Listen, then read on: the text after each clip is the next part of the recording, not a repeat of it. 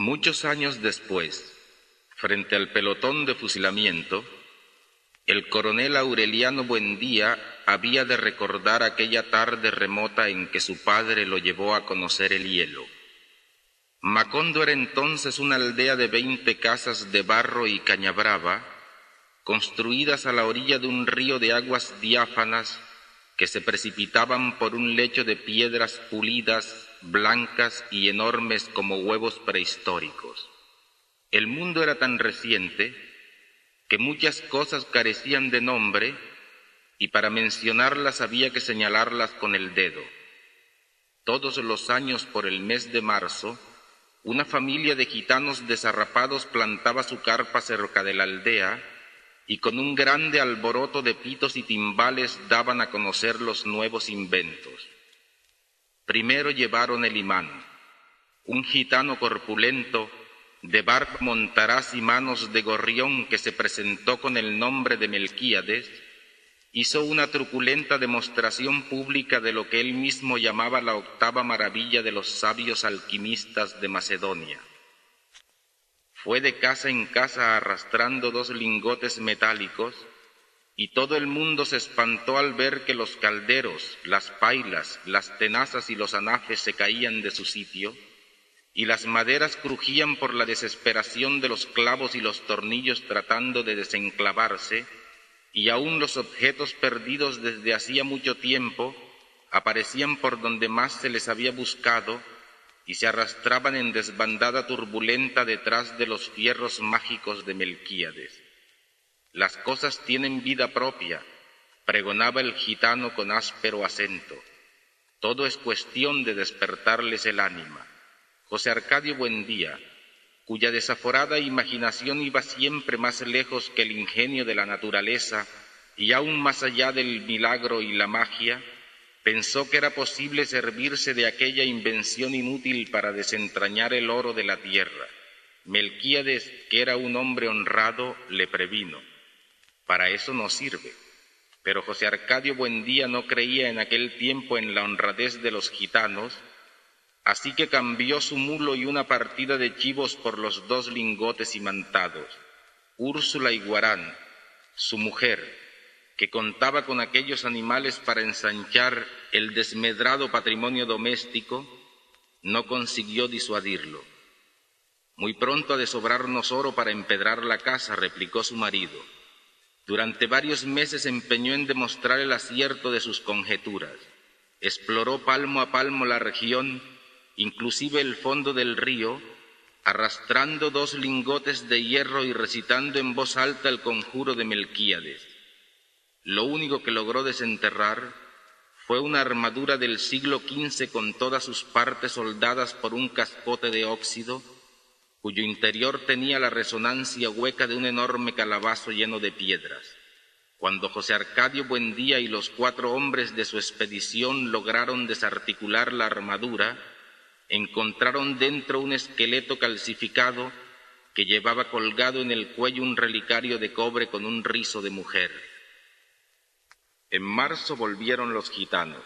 Esta vez llevaban un catalejo y una lupa del tamaño de un tambor que exhibieron como el último descubrimiento de los judíos de Ámsterdam. Sentaron una gitana en un extremo de la aldea e instalaron el catalejo a la entrada de la carpa.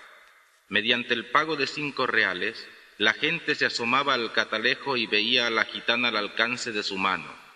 La ciencia ha eliminado las distancias, pregonaba Melquíades. Dentro de poco, el hombre podrá ver lo que ocurre en cualquier lugar de la tierra sin moverse de su casa. Un mediodía ardiente hicieron una asombrosa demostración con la lupa gigantesca. Pusieron un montón de hierba seca en mitad de la calle y le prendieron fuego mediante la concentración de los rayos solares. José Arcadio Buendía, que aún no acababa de consolarse por el fracaso de sus imanes, concibió la idea de utilizar aquel invento como un arma de guerra. Melquíades, otra vez, trató de disuadirlo, pero terminó por aceptar los 2 lingotes imantados y 3 piezas de dinero colonial a cambio de la lupa. Úrsula lloró de consternación. Aquel dinero formaba parte de un cofre de monedas de oro que su padre había acumulado en toda una vida de privaciones y que ella había enterrado debajo de la cama en espera de una buena ocasión para invertirlas. José Arcadio Buendía no trató siquiera de consolarla, entregado por entero a sus experimentos tácticos, con la abnegación de un científico y aun a riesgo de su propia vida. Tratando de demostrar los efectos de la lupa en la tropa enemiga, se expuso él mismo a la concentración de los rayos solares y sufrió quemaduras que se convirtieron en úlceras y tardaron mucho tiempo en sanar. Ante las protestas de su mujer, alarmada por tan peligrosa inventiva, estuvo a punto de incendiar la casa. Pasaba largas horas en su cuarto, haciendo cálculos sobre las posibilidades estratégicas de su arma novedosa, hasta que logró componer un manual de una asombrosa claridad didáctica y un poder de convicción irresistible. Lo envió a las autoridades acompañado de numerosos testimonios sobre sus experiencias y de varios pliegos de dibujos explicativos, al cuidado de un mensajero que atravesó la sierra, se extravió en pantanos desmesurados, remontó ríos tormentosos y estuvo a punto de perecer bajo el azote de las fieras en la desesperación y la peste antes de conseguir una ruta de enlace con las mulas del correo.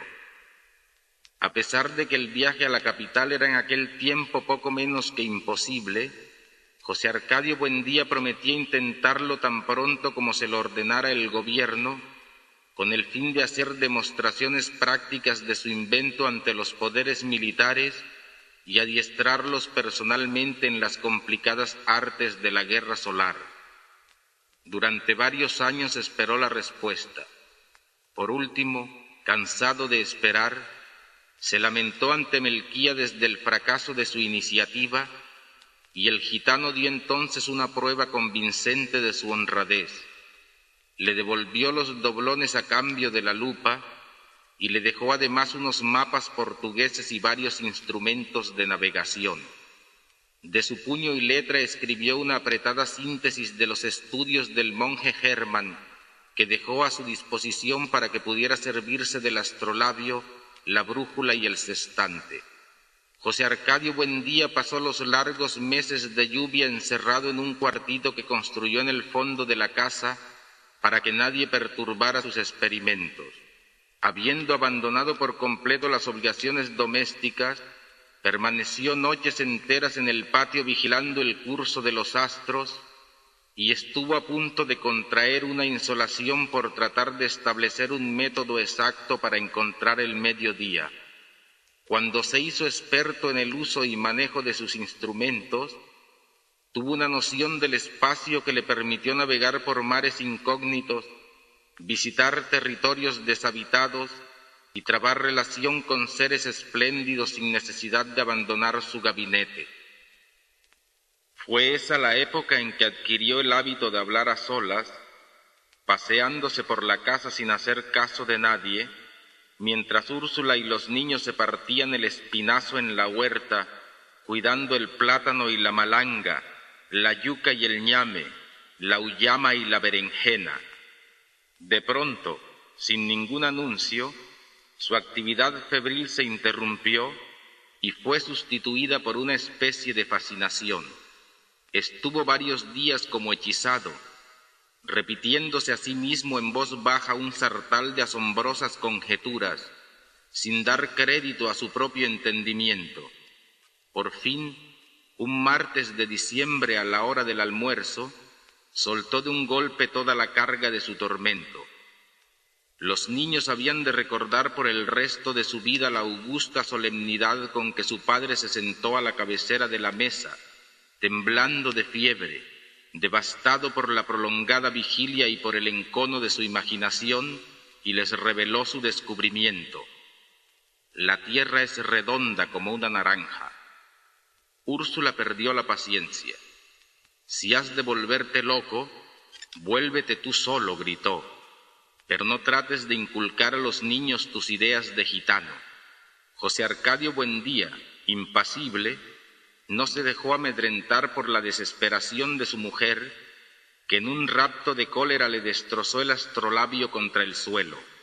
Construyó otro, reunió en el cuartito a los hombres del pueblo y les demostró con teorías que para todos resultaban incomprensibles la posibilidad de regresar al punto de partida navegando siempre hacia el oriente. Toda la aldea estaba convencida de que José Arcadio Buendía había perdido el juicio cuando llegó Melquíades a poner las cosas en su punto. Exaltó en público la inteligencia de aquel hombre que por pura especulación astronómica había construido una teoría ya comprobada en la práctica, aunque desconocida hasta entonces en Macondo, y como una prueba de su admiración, le hizo un regalo que había de ejercer una influencia terminante en el futuro de la aldea, un laboratorio de alquimia. Para esa época, Melquíades había envejecido con una rapidez asombrosa. En sus primeros viajes parecía tener la misma edad de José Arcadio Buendía, pero mientras éste conservaba su fuerza descomunal que le permitía derribar un caballo agarrándolo por las orejas, el gitano parecía estragado por una dolencia tenaz. Era, en realidad, el resultado de múltiples y raras enfermedades contraídas en sus incontables viajes alrededor del mundo. Según él mismo le contó a José Arcadio Buendía, mientras lo ayudaba a montar el laboratorio, la muerte lo seguía a todas partes, husmeándole los pantalones, pero sin decidirse a darle el zarpazo final. Era un fugitivo de cuantas plagas y catástrofes habían flagelado al género humano. Sobrevivió a la pelagra en Persia, al escorbuto en el archipiélago de Malasia, a la lepra en Alejandría, al beriberi en el Japón, a la peste bubónica en Madagascar, al terremoto de Sicilia y a un naufragio multitudinario en el estrecho de Magallanes. Aquel ser prodigioso que decía poseer las claves de Nostradamus era un hombre lúgubre, envuelto en un aura triste, con una mirada asiática que parecía conocer el otro lado de las cosas. Usaba un sombrero grande y negro, como las alas extendidas de un cuervo, y un chaleco de terciopelo patinado por el verdín de los siglos. Pero a pesar de su inmensa sabiduría y de su ámbito misterioso, tenía un peso humano, una condición terrestre que lo mantenía enredado en los minúsculos problemas de la vida cotidiana. Se quejaba de dolencias de viejo, sufría por los más insignificantes percances económicos y había dejado de reír hacía mucho tiempo porque el escorbuto le había arrancado los dientes. El sofocante mediodía en que reveló sus secretos, José Arcadio Buendía tuvo la certidumbre de que aquel era el principio de una grande amistad. Los niños se asombraron con sus relatos fantásticos. Aureliano, que no tenía entonces más de 5 años, había de recordarlo por el resto de su vida como lo vio aquella tarde, sentado contra la claridad metálica y reverberante de la ventana, alumbrando con su profunda voz de órgano los territorios más oscuros de la imaginación, mientras chorreaba por sus sienes la grasa derretida por el calor. José Arcadio, su hermano mayor, había de transmitir aquella imagen maravillosa como un recuerdo hereditario a toda su descendencia. Úrsula, en cambio, conservó un mal recuerdo de aquella visita, porque entró al cuarto en el momento en que Melquíades rompió por distracción un frasco de bicloruro de mercurio. «Es el olor del demonio», dijo ella. «En absoluto», corrigió Melquíades. «Está comprobado que el demonio tiene propiedades sulfúricas y esto no es más que un poco de Solimán». Siempre didáctico, hizo una sabia exposición sobre las virtudes diabólicas del cinabrio, pero Úrsula no le hizo caso, sino que se llevó los niños a rezar.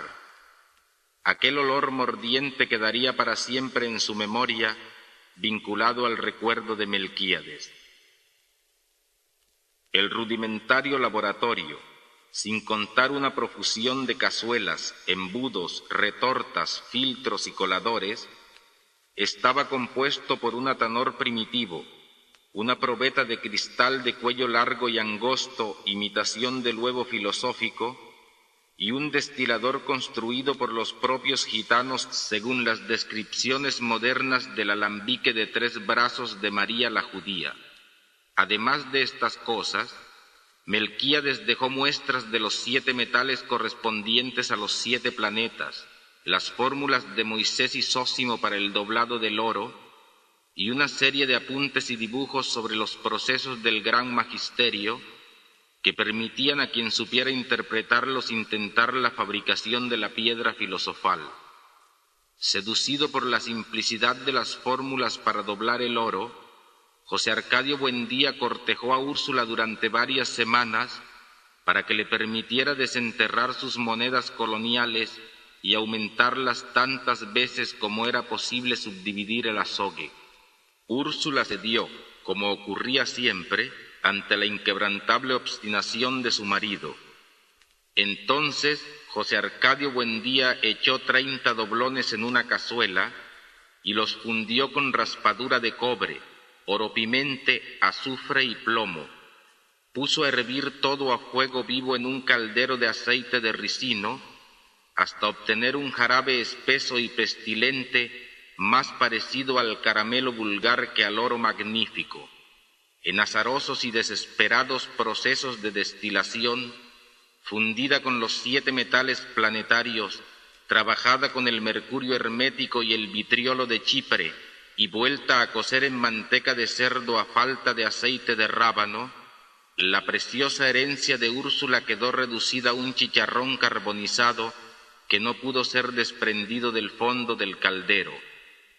Cuando volvieron los gitanos, Úrsula había predispuesto contra ellos a toda la población, pero la curiosidad pudo más que el temor, porque aquella vez los gitanos recorrieron la aldea haciendo un ruido ensordecedor con toda clase de instrumentos músicos, mientras el pregonero anunciaba la exhibición del más fabuloso hallazgo de los naciancenos, de modo que todo el mundo se fue a la carpa, y mediante el pago de 1 centavo vieron a un Melquíades juvenil, repuesto, desarrugado, con una dentadura nueva y radiante. Quienes recordaban sus encías destruidas por el escorbuto, sus mejillas flácidas y sus labios marchitos, se estremecieron de pavor ante aquella prueba terminante de los poderes sobrenaturales del gitano.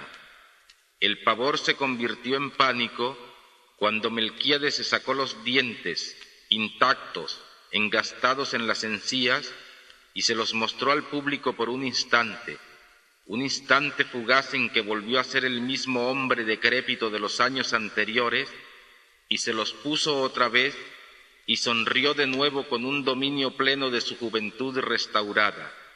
Hasta el propio José Arcadio Buendía consideró que los conocimientos de Melquíades habían llegado a extremos intolerables, pero experimentó un saludable alborozo cuando el gitano le explicó a solas el mecanismo de su dentadura postiza.